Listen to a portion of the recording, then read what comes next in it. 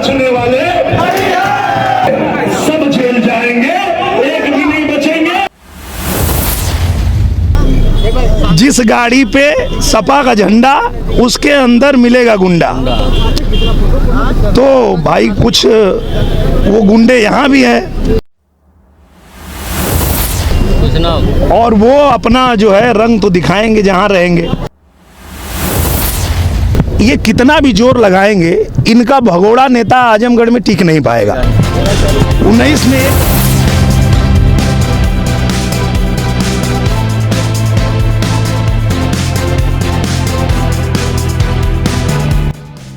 वकीलों के बीच भी गुंडे, कचहरी में भी घुस आए हैं गुंडे।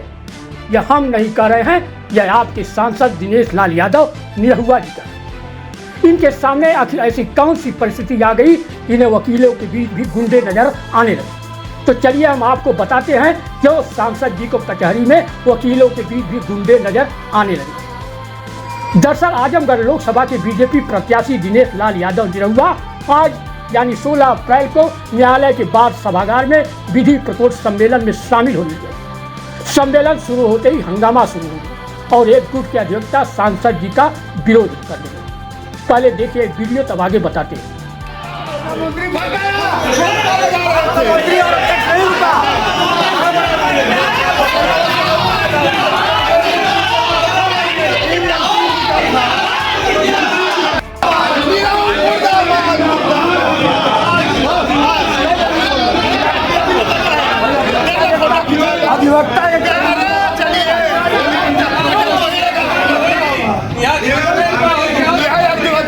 अधिवक्ता एकता जिंदाबाद हो, या दूसरे जिंदाबाद ना हो, या वकील जिंदाबाद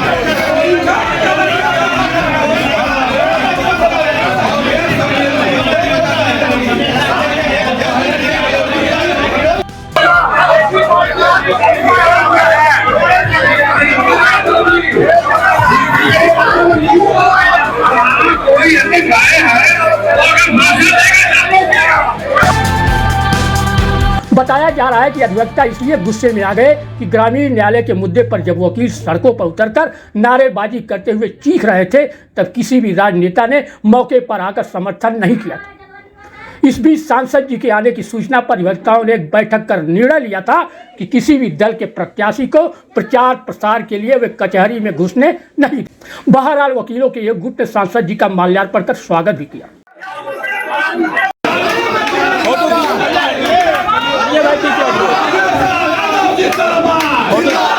जिंदाबाद जिंदाबाद।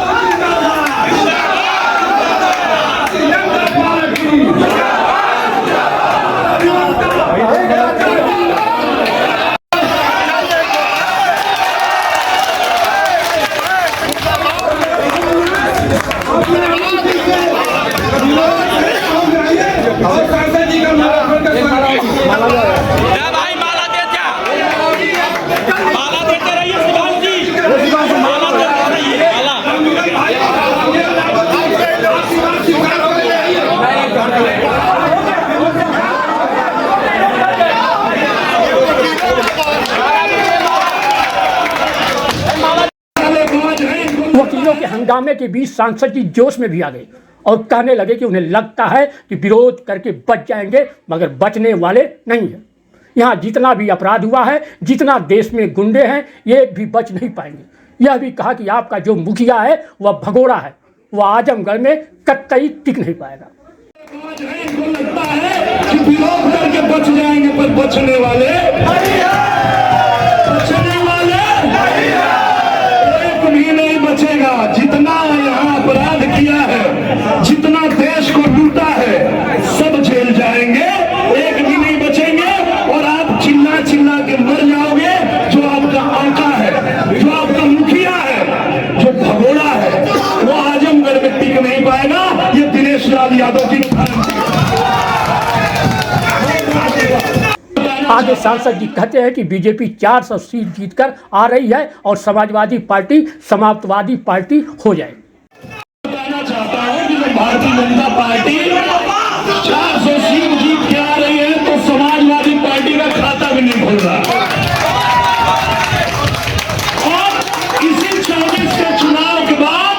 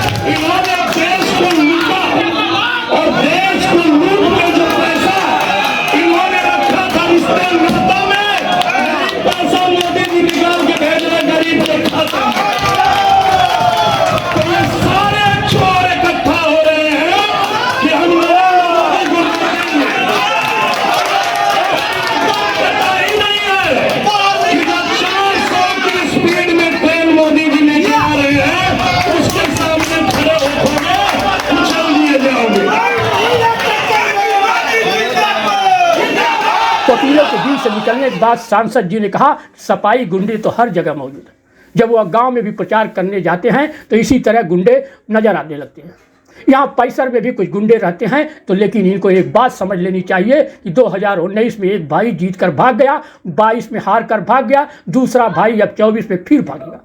अगर किसी को विरोध करना है तो वह ईवीएम के बटन दबाकर विरोध कर सकता है, लेकिन कहते हैं कि जिस गाड़ी पर सपा का झंडा उसमें बैठे सबसे बड़ा गुंडा वही दिखता है। नहीं, वो अधिवक्ताओं ने तो बुलाया था, विरोध वो कर रहे हैं जो सपाई हैं, उनका आपस का कुछ उनका आपस का विरोध है। और सबसे बड़ी बात यह है कि अगर किसी का विरोध करना होता है तो उसको मौका आता है चुनाव में और वो अपना विरोध दर्ज किया जाता है बटन दबा के। पर लेकिन समाजवादी पार्टी के बारे में जितना दुनिया जानती है कि जिस गाड़ी पे सपा का झंडा उसके अंदर मिलेगा गुंडा, तो भाई कुछ वो गुंडे यहाँ भी हैं और वो अपना जो है रंग तो दिखाएंगे जहाँ रहेंगे। जैसे मैं किसी सपा के गढ़ में गांव में जाता हूँ तो वहाँ भी ऐसा करते हैं, पर उनको पता नहीं है कि ये कितना भी जोर लगाएंगे इनका भगोड़ा नेता आजमगढ़ में टिक नहीं पाएगा। 19 में एक भाई जीत के भाग गया, 22 में दूसरा हार के भाग गया, तो ये भगोड़े भाई हैं। और हम लोग मैदान में यही टिक के कह रहे हैं कि इन भगोड़े भाइयों से आजमगढ़ को बचाना है तो एक बार फिर से मोदी जी को लाना है और कमल का बटन दबाना है। जिस प्रकार से लोग पुरानी मांग को लेकर मांग किए थे, आप मांग में शायद आए नहीं थे तो उसको लेकर विरोध प्रदर्शन कर रहे थे। नहीं, मांग ऐसा नहीं है, वही तो झूठ बोलना भी तो इनका बहुत बड़ा काम है। सपाई जो होते हैं वो झूठ भी बोलते हैं। तो क्या है कि मुझे जो निमंत्रण मिला था उसमें मैंने समय दिया था, उल्टा यही लोग भाग गए, यही लोग समय नहीं दिए थे।